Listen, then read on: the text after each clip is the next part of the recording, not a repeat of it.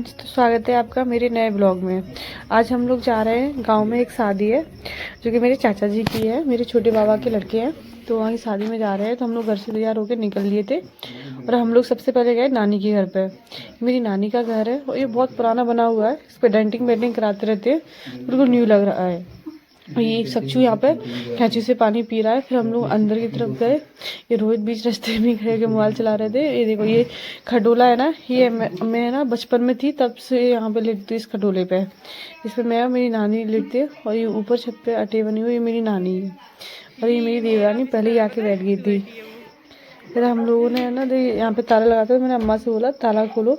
और उधर गुरुदेव जी की तस्वीर है, उधर मेरी नाना जो एक्सपायर हो चुके हैं। ये मेरी नानी की किचन है। और फिर मैं गई छत पर। और हमारे घर में एक हमेशा चीज़ सी खास बात है कि हमारे घर में ना तुलसी का पौधा मिलेगा, जिसकी पूजा करते हैं हम लोग। मैं छत पे जा रही थी, लेकिन रेलिंग नहीं लगी हुई थी क्योंकि नया जीना बना था। तो ये बगल में चाची छोटी नानी का घर है। और ये पेड़ है जो कि बहुत पुराने पेड़ है। जब मैं छोटी थी तब से ये अटे भी तभी की बनी हुई, लेकिन अभी तक इनमें गेट नहीं लगा है। जब से मैं बचपन में से खुले हुए दिखते आ रही हूँ। फिर मैं चाची की साइड गई चाची को बुलाने के लिए। तो ये छत्ती रास्ता है, ये चाची और पहले हमारा घर एक सेम ही था। इधर की साइड एक बैठक है जिसमें भूस भरते हैं, और एक बैठक है जिसमें सब लोग आते जाते रहते हैं। फिर ये डॉगी था जो भौंक रहा था। घर पर ये सूखी बेलें लगी हुई थी क्योंकि बारिश के मौसम में ये लग जाती है, फिर ये गर्मी आती है सूख जाती है। बगल में नानी का घर है, तो मैं उनसे मिलके हम लोग जल्दी जाने लगे क्योंकि आज लगन टीका आने वाला है मेरे चाचा जी का। फिर हम लोगों ने रास्ते में से चूड़ियाँ हम लोग खरीदना भूल गए थे, तो हमने चूड़ियाँ खरीदी, लेकिन मेरे नाप की चूड़ियाँ नहीं मिली। पूरे गोरमी में हम लोगों ने 3-4 जगह ढूंढा, लेकिन मेरा हाथ का साइज़ बड़ा है तो मिला नहीं। तो फिर हम लोगों ने टिक्कियाँ पी यहाँ से। ये है ना यहाँ की बहुत फेमस टिक्की है, हींग वाली टिक्की। बहुत बड़े बड़े गोलगप्पे थे यहाँ पे। हम लोग टिक्की बोलते, गोलगप्पे भी बोलते, पानी पूरी भी। और इस वानी को इतना अच्छा लगा था कि वो गाड़ी में बैठ के भी खाने लगी थी। उसका बार बार पी जा रही थी पानी, टिक्की का उसका मन ही नहीं भर रहा था। फिर हम लोग घर की तरफ निकले तो हमें भट्टे मिले। यहाँ पे ईंटें पकती है और ये हम लोग घर से यहाँ मुड़ते तो पहले ही मिल जाती है। फिर मैं गाँव में पहुँची अपने, जहाँ पर है ना शादी का कार्यक्रम जोरों जोरों से चल रहा था। और मैं सबसे लेट आई थी, सारी तैयार हो चुकी थी, टेंट लग चुका था। ये मेरे पापा जी थे जो कि पहले से इंतजार कर रहे थे मेरा। Hello uncle. और फिर मैंने उनको चिढ़ाया अंकल जी कह के। अंकल जी नमस्ते। नमस्ते बेटा, रास्ता कहाँ के लिए जाना है? फिर मैं घर पे पहुंची तो ये देखिए घर का कलर भी हो चुका है, ये नया घर भी बन चुका है। इधर मिठाइयाँ चल रही थी, परोस हो रही थी क्योंकि खाना खा रहा था। और ये मेरी बुआ, चाचियाँ, ये मेरी बीच वाली बुआ, ये मेरी देवरानी, सब लोग बैठे हुए थे। फिर मैं छत पर गई तो छत पर देखा तो वहाँ पे छत से देखा वहाँ खाना खा रहा था और तंदूर चल रहा था। और यहाँ पे ये लोग गीत गा रहे थे। खाना बहुत लेट खवा था, लेकिन मेरी दादी है ना सुबह उठ के फिर भी काम करने, मतलब प्रॉपर टाइम पे हम लोग सोते रहे जबकि इतना खाना लेट खवा था। और उसके बावजूद मेरी दादी देखो ये कितना काम करती है। सुबह सुबह भैंस को खाना खिलाने और उस भैंस के बच्चे को दूध पिलाने आ गई। और ये हमारे रिश्तेदार थे जिन्होंने मेरे पैर छुए, बाबा लगते थे या चाचा पता नहीं। और ये मेरी चाची कंडे ले जा रही है और मेरे बड़े पापा बड़ी मम्मी की हेल्प कराते हुए, क्योंकि ये है ना बच्चा उसको भैंस को छोड़ ही नहीं रहा था दूध पीने के बाद। मम्मी बहुत खींच रही थी, बहुत सारे लोग देख रहे थे, लेकिन फिर मम्मी से नहीं हुआ। तो फिर मम्मी ने है ना पापा को बोला कि पापा आप कर दो, क्योंकि वो हो ही नहीं रहा था। बार बार वो भाग रहा था, जबकि भैंस उसको भगा रही थी फिर भी नहीं वो मान रहा था। भैंस परेशान हो रही थी। फिर है ना बड़े पापा ने कहा लाओ मैं हेल्प करता हूँ। तो फिर मैं यहाँ से मम्मी की हेल्प करवाने के बाद मैं गई अंदर। तो मैंने एक चीज़ देखी, शादी ब्याह में खाना खाने के बाद है ना सामान ऐसे डल रहा था, इतनी गंदगी फैल जाती है ना बहुत ज़्यादा। और ये मेरी बड़ी मम्मी दूध निकाल के ले आई और ये गुल्लू अपने नाना जी के साथ खेल रहा था। आपको तो पता ही है, लेकिन गांव में पता है बहुत सारी चीजें अलग अलग होती हैं। और देखो इस बार कुछ अलग हुआ है। हम लोग आए गांव में और ये देखिए मूली, देखिए कितनी बड़ी मूली है। और ऐसी और भी मूलियां हैं, देखो देखो ये पूरा देखो कितनी बड़ी बड़ी मूलियां हैं, ये देखो। और ये देखो मूला की फली, ये मूली में से निकली है, देखो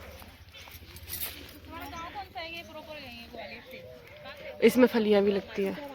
ये केले का पेड़, हर चीज़ हरियाली मिलेगी, हर चीज़ नेचुरल मिलेगी। यहाँ पे लोग बाग देखो, ये पीछे बिटोरा, जिसे गांव वाले लोग समझते हैं बिटोरा कंडे, तो वही गोबर का यूज इसमें खाद के रूप में है ना, उसमें करते हैं खेत में। और देखिए ये फसल, ये सारी सरसों है, ये शायद राई वाली सरसों है। और फिर हम लोगों ने वहाँ से वो करने के बाद फिर मैं यहाँ पर आ गई, तो यहाँ पे देखिए आलू के पेड़ लगे हुए हैं।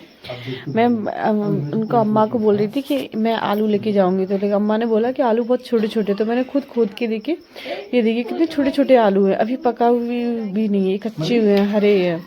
और उसके बाद है ना, मैंने और भी देखे खोद के, तो सारे के सारे छोटे। उसके बाद है ना, एक आधी आलू था जो बड़ा था, बाकी सब छोटे थे, मैंने उनको बंद किया मैंने। और यहाँ पर ये मेथी लगी हुई थी, लूसन लगा हुआ था। और उधर की साइड है ना, वो लगी थी, ये लगी थी, मैंने उसे लगा था ये गेहूँ है, लेकिन इतने बड़े बड़े लहसुन लगे हुए थे। लहसुन भी बहुत बड़े बड़े, गाँव में क्या है ना, एक तो खाद अच्छी डालते हैं, तो ये बहुत बड़ी बड़ी हो रखी थी। तो उसके बाद है ना, मैंने कहा अम्मा को कि ये लहसुन मैं लेके जाऊँगी, क्योंकि बाजार में वैसे लहसुन बहुत महंगा आता है। और आप अभी भी देखो 200-300 रुपये किलो तो चलता ही रहता है। फिर मैं उन अम्मा के पास पहुंची, तो निक्की बोलने लगी कि लहसुन कौन सा है, प्याज कौन सा है। मैं उसे बता रही, प्याज के फूल भी आ रहे थे। और आलू की क्या मस्त सब्जी बनेगी लहसुन की। प्याज की मेरा नहीं लेना, सब्जी अच्छी लगती तुझे? ये लहसुन है, ये लहसुन है। हाँ लहसुन है, शहरी बाबू ये लहसुन है। अरे इसकी बात है, जानती है तू नहीं जानती है। अरे गड़िया वो तो इतना है। रानी ये भी तो समझते कि प्याज नहीं दो लहसुन। अरे लहसुन छोटी पोती करती है लहसुन गांठ में। देख स्मेल, लहसुन है वो, डाल लो। लहसुन है, प्याज थोड़ी वैसी होती मोटी मोटी। कर रही हो। कैसा लग रहा है शिवानी गाँव में आके? अच्छा, बहुत ही अच्छा। ये फतेहाबाद की है, हाँ आगरे के पास में है। अगर किसी को इनकी वीडियो पसंद आए ना, इनके मायके पहुंच जाना।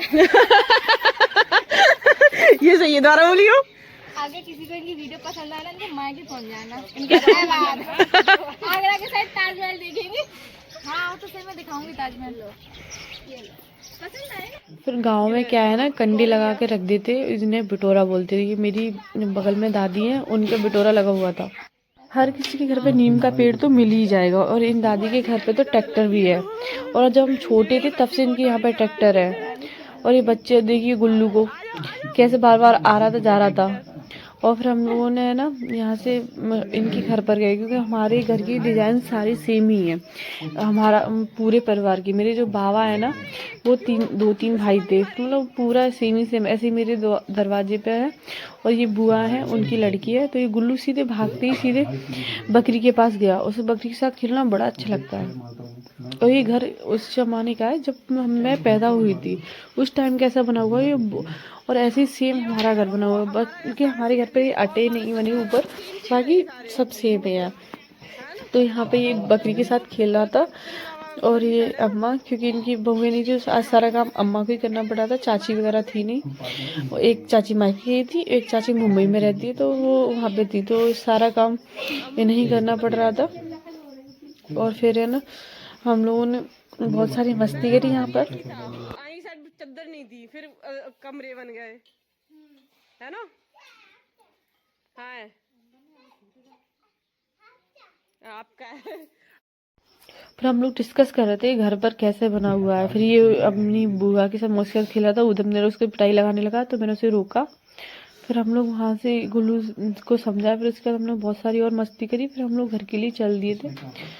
फिर हम लोग घर पे आए ना, तो यहाँ पे ऑलरेडी है ना सब लोगों को जाने का लगा हुआ था, क्योंकि प्रोग्राम कल रात में हो चुका था, बल्कि हम लोग सो गए थे, प्रोग्राम हम लोगों ने मिस कर दिया था। और ये मेरी चाची है, और सबसे छोटी चाचा है मेरी पापा की बुआ के लड़के, उनकी, और ये उनकी लड़की है।